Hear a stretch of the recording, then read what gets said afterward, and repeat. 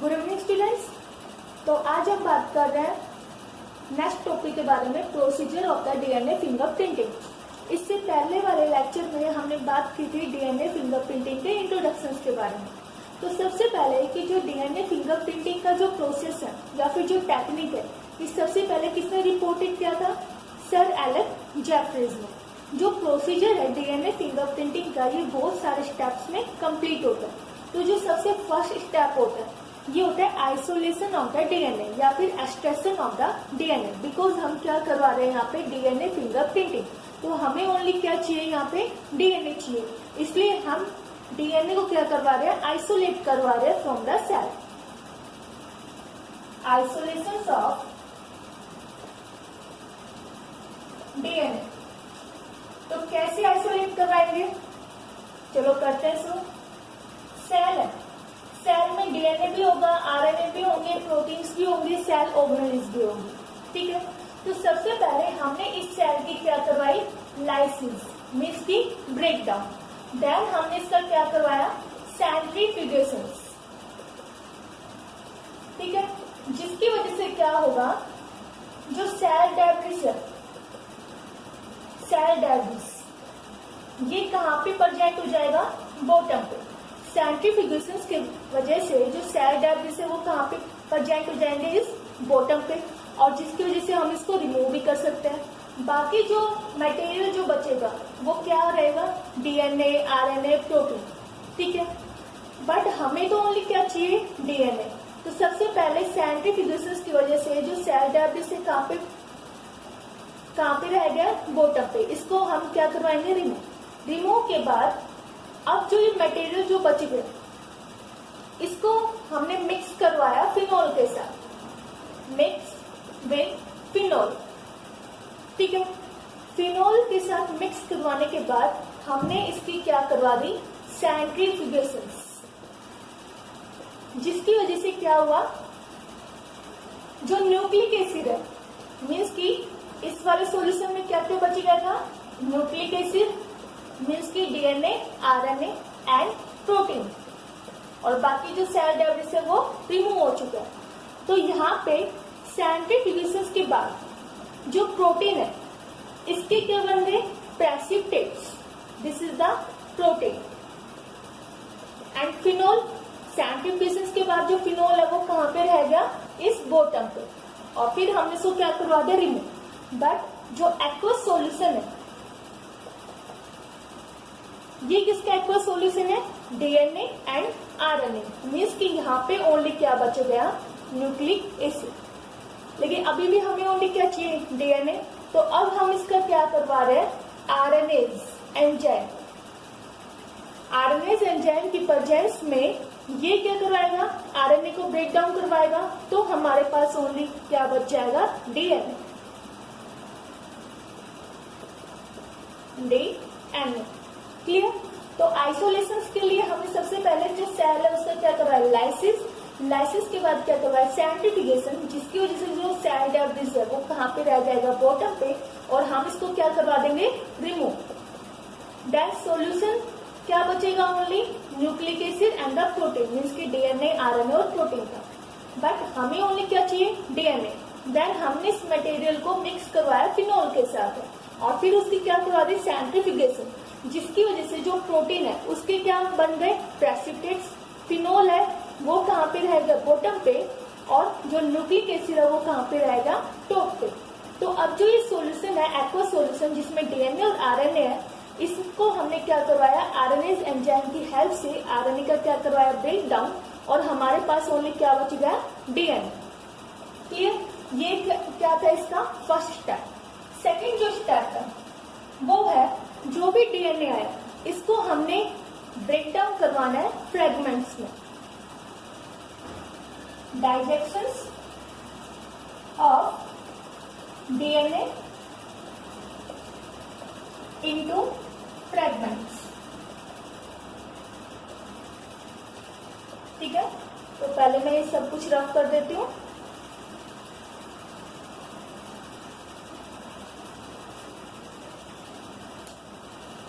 First step में DNA आ गया। Second step में जो ये डीएनए है इसको फ्रेगमेंट्स में। तो हमारे पास क्या बच गए ये डीएनए के फ्रेगमेंट्स। बट इसको ब्रेक डाउन करवाने के लिए क्या होना चाहिए, एंजाइम। तो एंजाइम यहाँ पे कौन सा है, रेस्ट्रेशंस एंडोन्यूक्लियस। एंडोन्यूक्लियस आपको पता है क्या होता है, सीजर, जो बीच में से कट करे। एंडोन्यूक्लियस मीन्स की सीजर, जबकि एक्सोन्यूक्लियस क्या होता है, चॉपर, जो एज ए नाइफ की तरह साइड टू साइड कट करेगा। तो एंडोन्यूक्लियस ने क्या बना दिया, डीएनए के फ्रेगमेंट्स। थर्ड स्टेप क्या होता है कि जो डीएनए के जो फ्रेगमेंट्स है इनको हमें अरेंज करवाना है according to the length. But कहाँ पे, ऑन द जेल। जो भी जेल है जैसे कि एग्रोज जेल है उसके ऊपर हमने इस फ्रेगमेंट्स को सबसे पहले इमोबिलाइज करवाया और अरेंजमेंट करवाया उसको on the basis of the length. That is separation of DNA fragments on agarose gel। ऐसे प्रोसेस को हम क्या बोलते हैं, gel electrophoresis. This is a gel, ठीक है। सारे फ्रेगमेंट्स को हमने इस जेल के ऊपर इमोबिलाइज करवाया, बट यहाँ पे जो अरेंजमेंट करवाया वो किसके बेस के ऊपर, लेंथ के बेस के ऊपर। मीन्स की जो लार्ज सेगमेंट है वो कहाँ पे प्रेजेंट रहेगा, टॉप पे, और जो स्मॉल सेगमेंट है वो कहाँ पे रहेगा, बॉटम पे। That is through density gradient.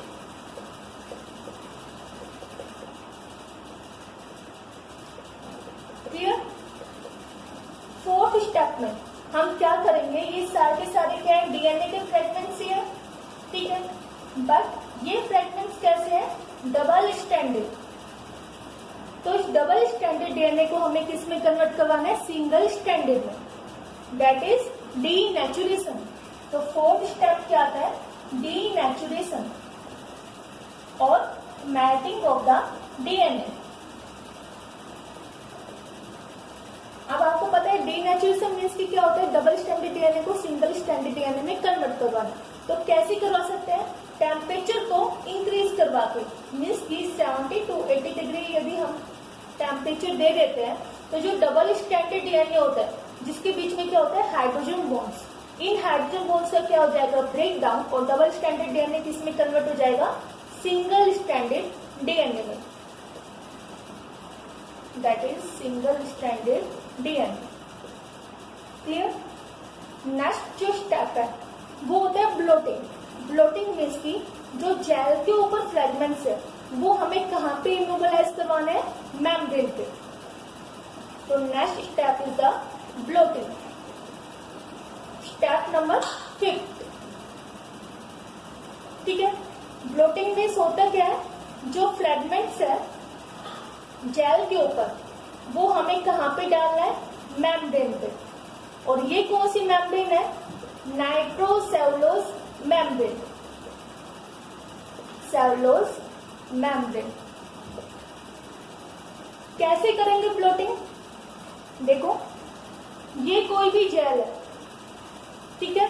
इस जेल के ऊपर क्या थे, फ्रेगमेंट्स। जेल के ऊपर हमने क्या रखा, मेम्ब्रेन। जो कैसी मेम्ब्रेन है, नाइट्रोसेलुलोज मेम्ब्रेन। इसके ऊपर हमने एक पेपर टॉवल रखा है जो किसकी तरह एक्ट कर रहा है, as a absorbent. Act as absorbent means की जो ये जेल के ऊपर जो फ्रेगमेंट्स है इसको ये क्या करेगा, एब्जॉर्ब करेगा, जिसकी वजह से जो ये फ्रेगमेंट्स है ये कहाँ पे आ जाएंगे, इस मेम्ब्रेन के ऊपर। This is membrane and this is the gel. इस पेपर टॉवल के ऊपर हमने कुछ वेट रखा है। फ्यू आवर्स के बाद जब हमने देखा कि जितने भी जो फ्रेगमेंट्स थे जेल के वो सारे के सारे कहाँ पे आ गए हैं, मेम्ब्रेन के ऊपर। ऐसे प्रोसेस को हम क्या बोलते हैं, ब्लोटिंग, ठीक है। मीन्स की जो ब्लोटिंग है वो कब होता है, जेल के बाद। तो जो ये ब्लोटिंग प्रोसेस है कैसा होता है, पोस्ट जेल प्रोसेस। क्लियर। अब हम यहाँ पे जो डीएनए के जो फ्रेगमेंट्स है उसको कहाँ पे रख रहे हैं, नाइट्रोसेलुलोज मेम्ब्रेन पे। तो डीएनए के लिए हम क्या यूज कर रहे हैं यहाँ पे, साउथर्न ब्लोटिंग। Southern blotting. तो नाइट्रोसेलुलोज मेम्ब्रेन के ऊपर क्या आ गए, ये फ्रेगमेंट्स। अब ध्यान रखिए जितने भी जो मैं यहाँ पे फ्रेगमेंट्स बना रही हूँ, आप अपनी आई से नहीं देख सकते हो। कब दिखेगा आपको ये? रेडियो एक्टिविटी के बाद या फिर फ्लोरोसेंस के बाद, ठीक है। यदि हमने यहाँ पे जो फ्रेगमेंट्स है वो कैसे हो? आरएनए, और जो आरएनए के फ्रेगमेंट्स हो वो मेम्ब्रेन के ऊपर जा रहे हैं, ऐसी ब्लोटिंग को हम क्या बोलते हैं? Northern blotting. जो किसके लिए होता है?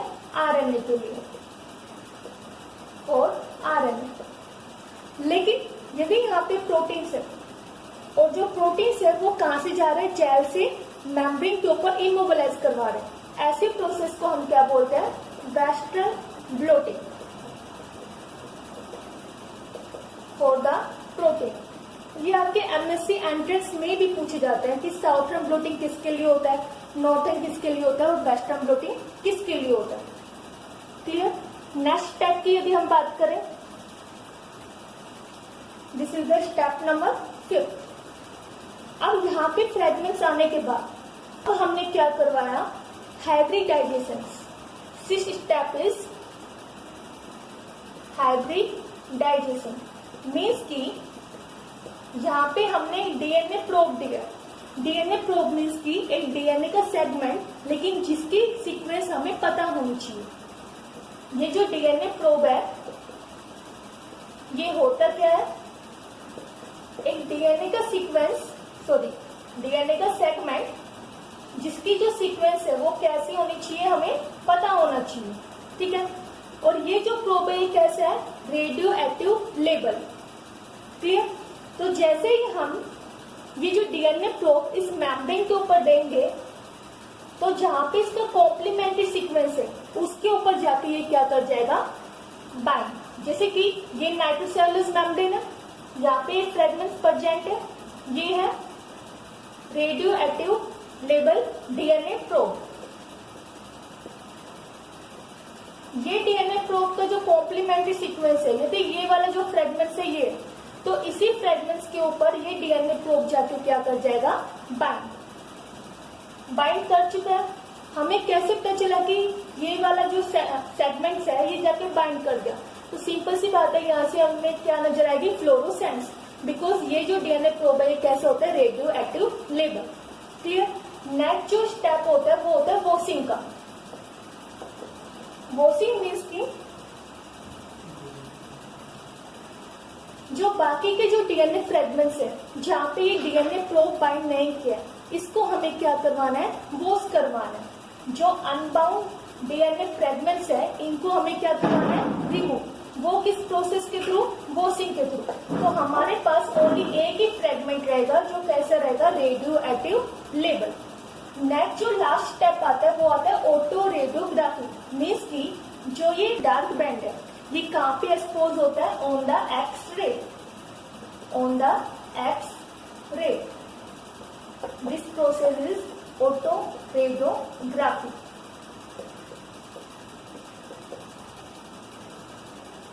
जो डार्क बैंड्स आया है एक्स-रे फिल्म के ऊपर, ये रिप्रेजेंट करवाते जा रहे हैं डीएनए फिंगरप्रिंटिंग या फिर DNA profiles. Clear? This is the procedure of the DNA fingerprinting. तो एक बार और रिवाइज कर लेते हैं। सबसे फर्स्ट स्टेप क्या होता है? Isolation of the DNA. DNA को हमें क्या करवाना है? Isolate from the cell. Second step, DNA है उसको हमने ब्रेक डाउन करवाया फ्रेगमेंट्स के अंदर। तो फ्रेगमेंट्स में ब्रेक डाउन करवाने के लिए कौन से एंजाइम होता है? रेस्ट्रेशंस एंडोन्यूक्लियस, जो किसकी तरह एक्ट करता है? As a scissor. जो ये फ्रेगमेंट्स है इसको हमने कहाँ पे इमोबिलाइज करवाया? जेल पे। जेल मीन्स की इलेक्ट्रोफोर्सिस करवाया और अरेंज करवाया on the basis of the line, that is through the Delphi gradient. जो नेक्स्ट स्टेप आता है वो आता है डीनेचुरेशन। बिकॉज जितने भी जो फ्रेगमेंट्स है ये कैसे है? डबल स्टैंडर्ड डीएनए, इसको हमने किस में कन्वर्ट करवाया? सिंगल स्टैंडर्ड डीएनए में। तो कैसे करा सकते हैं? टेम्परेचर को क्या करा दो? इंक्रीज। हाइड्रोजन बॉन्ड से जो कॉम्प्लीमेंट्री डीएनए सीक्वेंस के बीच में होता है ये क्या हो जाएंगे? ब्रेक। और जो दोनों स्ट्रैंड्स है वो क्या हो जाएंगे? Separate. That is double standard DNA वो किस में कन्वर्ट हो जाएगा? सिंगल स्टैंडर्ड डीएनए में। फिर हमने से क्या करा? ब्लोटिंग मीन्स की साउथर्न ब्लोटिंग। ब्लोटिंग मीन्स की जितने भी जो जेल के ऊपर फ्रेगमेंट्स है इसको हमने कहाँ पे इमोबिलाइज करवा दिया? मेम्ब्रेन पे। मेम्ब्रेन कौन सी? नाइट्रोसेलुलर मेम्ब्रेन। ठीक, ऐसे प्रोसेस को हम क्या बोलते हैं? ब्लोटिंग। ब्लोटिंग कब हो रही है? जेल के बाद, इसलिए हम इसको पोस्ट जेल प्रोसेस भी बोलते हैं। अब जो मेम्ब्रेन के ऊपर जो फ्रेगमेंट्स है इसको हमने एक डीएनए प्रोब दिया, डीएनए प्रोब, और इसकी क्या करवाई है, हाइब्रिडाइजेशन। ये जो डीएनए प्रोब है ये कैसे होते हैं, रेडियो एक्टिव लेबल। तो जहां पे भी इसका कॉम्प्लीमेंट्री सीक्वेंस होगा वहां पे ये क्या कर जाएगा, बाइंड। बाकी जो अनबाउंड फ्रेगमेंट्स है उसकी हमने क्या करवाई, बोसिंग, और बोसिंग के थ्रू उसको क्या करवा दिया, रिमूव। तो यहाँ पे हमारे पास ओनली एक ही फ्रेगमेंट्स बचेगा जो कैसा होगा, रेडियो एक्टिव लेबल। देन हमने उसकी क्या करवाई, ऑटो रेडियोग्राफी, मीन्स की जो एक्सरे फिल्म के ऊपर इसको हमने क्या करवाया है, डार्क बैंड्स को एक्सपोज। और जो ये डार्क बैंड्स है इसको हम क्या बोलते हैं, डीएनए फिंगरप्रिंटिंग और डीएनए प्रोफाइल। ठीक है, ये थी प्रोसीजर के बारे में बात। अब हम बात करते हैं इसके एप्लीकेशंस के बारे में। तो एप्लीकेशंस में हम जो डीएनए फिंगरप्रिंटिंग है इसको यूज कर सकते हैं पेरेंटिंग के लिए, ठीक है, हमारे एंसेस्टर के बारे में पता लगाने के लिए, क्रिमिनल केस के लिए। तो सबसे पहले मैं बात कर रही हूँ पेरेंटिंग प्रॉब्लम को सॉल्व करने के लिए, तो यहाँ पे देखो सेम प्रोसेस है। पेरेंट्स है मीन्स के फादर है, उसका हमने पहले डीएनए को एक्सट्रैक्ट करवाया हेयर के थ्रू, ठीक है, कोई भी सैंपल लिया, मीन्स की हेयर के सैंपल, डीएनए को आइसोलेट करवाया, एंडोन्यूक्लियस से फ्रेगमेंट्स की फॉर्मेशन हुई, जेल करवाया, जेल के बाद डबल स्टैंडर्ड डीएनए से सिंगल स्टैंडर्ड डीएनए में कन्वर्ट करवाया और उसकी क्या करवा दी, ब्लोटिंग। अब जो हम डीएनए प्रोब दे रहे हैं ये हम दे रहे हैं चिल्ड्रन का, ठीक है। तो जो ये चिल्ड्रन का जो डीएनए फ्रेगमेंट्स है ये जिस भी डीएनए फ्रेगमेंट्स का कॉम्प्लीमेंट्री होगा वहां पे जाके क्या कर जाएगा, बाइंड। यदि ये बाइंड कर रहा है तो हमें पता चल रहा है कि इस चिल्ड्रंस के पेरेंट्स ये बिकॉज वहां से हमें क्या नजर आ जाएगी, फ्लोरोसेंस। देन हम क्या कराएंगे, बोसिंग के थ्रू अनबाउंड डीएनए जो स्ट्रैंड्स है वो क्या हो जाएगा, रिमूव, ऑटो रेडियोग्राफी हो जाएगी, फिर ये कंप्लीट क्या जाएगा, एक्सरे फिल्म के ऊपर एक्सपोज हो जाएंगे। बट यदि यहाँ पे जो डीएनए प्रोब है चिल्ड्रन का वो यहाँ पे बाइंड नहीं करता है बिकॉज कॉम्प्लीमेंट्री डीएनए सीक्वेंस नहीं है, तो हमें कोई भी रेडियो एक्टिविटी लेवल नहीं होगी, तो हमें पता चल जाएगा कि जिस पर्सन का हमने डीएनए लिया है वो एक्चुअल में उसके फादर है ही नहीं। क्लियर। नेक्स्ट एरिया हम स्टेप देखें एंसेस्टर का पता लगाने के लिए कि जो ह्यूमन है उसके एंसेस्टर डंकी है, मंकी है या फिर चिंपांजी है, कौन है। तो सिंपल सी बात है, ह्यूमन का डीएनए लिया, एंडोन्यूक्लियस के थ्रू फ्रेगमेंट्स की फॉर्मेशन, जेल करवाया, जेल के बाद टेम्परेचर, साउथर्न ब्लोटिंग, फिर लेकिन अब यहाँ पे जो डीएनए प्रोब दे रहे हैं यदि हम किसका दें, यहाँ पे डंकी का, तो यदि जो ये डीएनए प्रोब है डंकी का ये यदि बाइंड कर जाता है ह्यूमन के डीएनए फ्रेगमेंट्स के ऊपर तो हमें पता चल जाएगा कि जो ह्यूमन बीइंग है वो कहाँ से इवॉल्व हुआ है, फ्रॉम द डंकी।